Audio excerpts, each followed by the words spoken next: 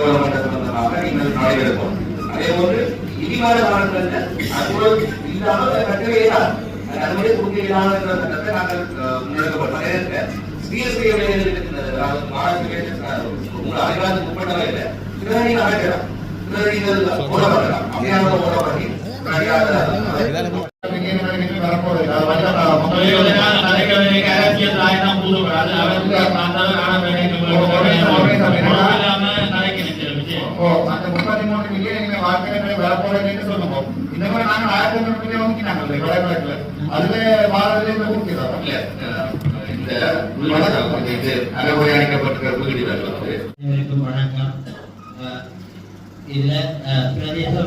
சேலத்தின் சார்பான புள்ளிவிவரங்கள் காட்சிப்படுத்தப்பட்டிருக்கின்றன. இந்த புள்ளிவிவரங்கள் வந்து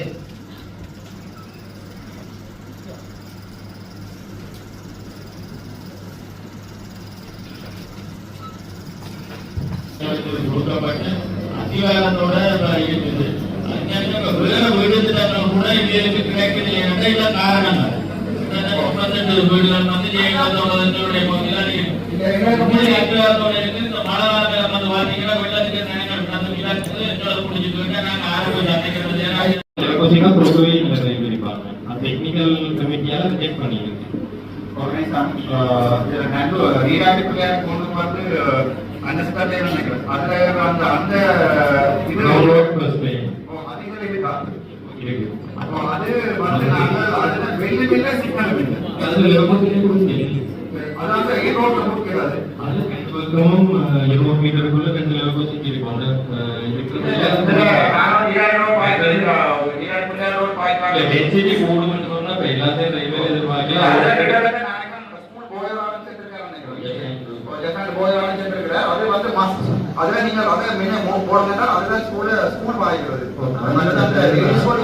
இதுல என்ன பிரச்சனை சொன்னா இந்த இன்டர்லோக்கிங் சிஸ்டத்துக்குள்ள என்ன வந்து இஷ்யூ பண்ணல. இஷ்யூ பண்ணா ரெயின் ஜெட்டா தாண்டி வரைக்கும் க்ளோஸ் பண்ண வேண்டியது.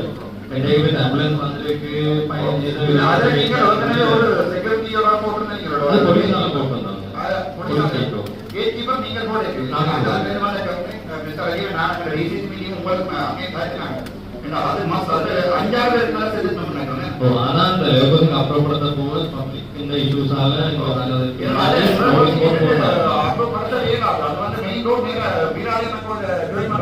அந்த இதுல அனலைஸ் பண்ணி முக்கியமாக ரெண்டு பக்கம் 200 மீட்டர் 100 மீட்டர்ல அந்த லோகோசிட்டி வருது.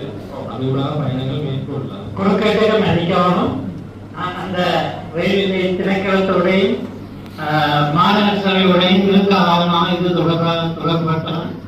சகல தஸ்தாவேஜுகளும் ஃபைல் பண்ணி வைக்கப்பட்டிருக்கிறது. அதனாலே அது புதிதாக செல்கின்ற வாகனங்கள் அத்தனையுடைய படங்களும் எடுத்து வைத்திருக்கிறேன். பாரவகுப்பிலிருந்து பாதுகாப்பு பிரிவுக்குட்பட்டவர்களுடைய ஜீப் வரைக்கும் அதை பயன்படுத்துகிறார்கள்.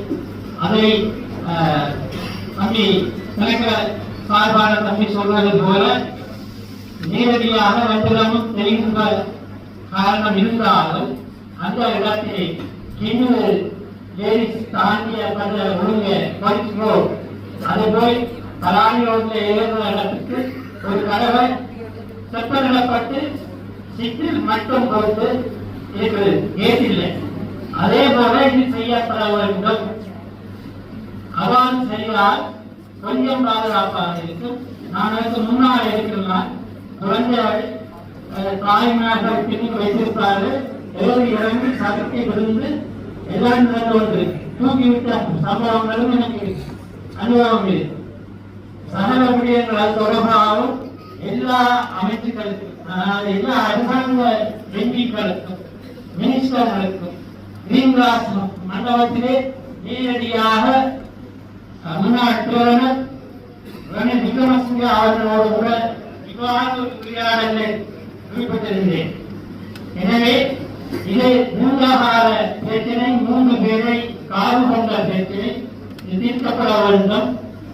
எந்த விதமான இடையூறும் பொதுமக்களுக்கு ஏற்படுத்தாமலும் தொழில திணைக்களத்துக்கு ஏற்படுத்தாமலும் அது தீர்க்கப்பட வேண்டுமா இருந்தால் ஏற்போட்டு தடை செய்யாமல் சீரான ஒரு பாதையோட்டத்தை செய்து சிக்னல் போடப்பட்டால் பெரும் உதவியாக இருக்கும். இதை செய்ய அனைத்து துணைக்களங்களும் ஒத்துழைக்குமாறு இது தொடர்பாக கோரிக்கை விடுகின்ற முன்னாள் மக்களுக்கு மொத்த மொத்த காசு வந்து 5000 மில்லியன். அதை டிவைட் பண்ணுவோம் 5ஆவது டிவைட் பண்ணுவோம் 5 டிஸ்ட்ரிக்ட். அப்போ 1000 மில்லியன் தான் ஜாழ்ப்பாணம் வரும். அந்த 1000 மில்லியனை 10 பிரதேசவைக்கு பிரிச்சா ஒரு பிரதேசவைக்கு 100 மில்லியன் தான் வரும். 1 கிலோமீட்டர் போறதுக்கு 20 மில்லியன் தேவைன்னு சொல்லி சொன்னாங்க ரோட்ல. அதை திருப்பி நாங்கள் 20 பிரிச்ச மாட்டோம். 5 கிலோமீட்டர் ரோட் போட வேண்டாம். கிட்டத்தட்ட நாங்கள் 5 கிலோமீட்டர் ரோட் தான் ஜாழ்ப்பாணத்துல போடலாம், நெட்டூர்ல போடலாம். நெட்டூர்ல தான் வேண்டாம்.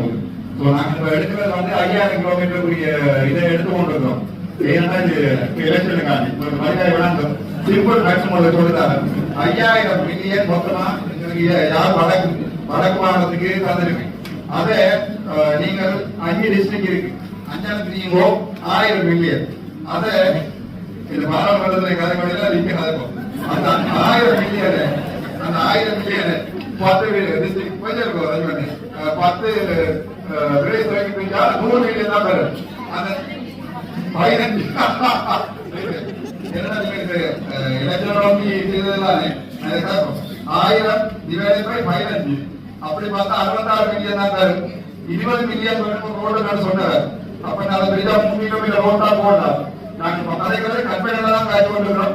அதை கதைக்கோ இன்னைக்காக ஒரு நாளைக்கு நாங்கள் எழுத போடுவோம். இல்ல பிரச்சனை நாட்டு கருத்துக்கு ஏனென்றால் இது மக்களுடைய நீண்ட கால கோரிக்கை.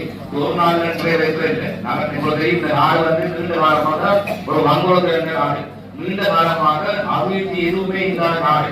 நாங்கள் இப்பொழுதுதான் அந்த அபிவிருத்தியை ஆரம்பித்திருக்கிறோம். இதுக்கு ரோட்டுகள் சொல்லியும் மாகாண சபைகள் சொல்லியும் ஒருவருக்கு கொடுக்கப்பட்டுள்ளதை போன்று world bank, Asian development bank என்ற ப்ராஜெக்ட்கள் இருக்கிறது. எனவே வருகின்ற காலத்திலே இந்த ரோட்டிலே நாங்கள் போட்டு முடிக்கூடிய தேவை இருக்கின்றது. எனவே 3 கிலோமீட்டரோ 5 கிலோமீட்டரோ 10 கிலோமீட்டரோ நாங்கள் ரோட்டை நாங்கள் உண்மையிலே போட வேண்டும். ஆனால் மக்களுடைய கோரிக்கை என்பது நியாயமானது. அதை நாங்கள் விவசாயிக்க வேண்டும். அதை எந்தெங்கே நாங்கள் கொண்டு சென்ற அந்த ரோட்டை போட முடியுமோ அதை நாங்கள் போட்டு முடிக்க வேண்டும். இவை அரசியலும் இல்லை, ஒன்றுமில்லை. இது மக்களுடைய நீண்ட கோரிக்கை. அவர்கள் நேற்று மாணவர்களே எழுப்பி இந்த நல்ல பேசுகிற இவ்வளவு காசு வேண்டும் கேட்க வேண்டும். அது இங்கே நடக்க வேண்டிய விடயம். எனவே நாங்கள் மக்களுடைய கோரிக்கைகள் இது ஒரு பிரதேச அபிவிருத்தி கூட்டம். இந்த கூட்டத்திலே மக்கள் முன்னேற்ற கோரிக்கைகள் சம்பந்தப்பட்ட அதிகாரிகள் இருக்கிறார்கள். அவர்கள் ப்ரோபோசல் தயாரித்து என்ன தர வேண்டும். அதை நாங்கள் ஏதோ ஒரு வகையிலே மக்களுக்கு செல்வதற்காக நாங்கள் இங்கே வந்திருக்கின்றோம்.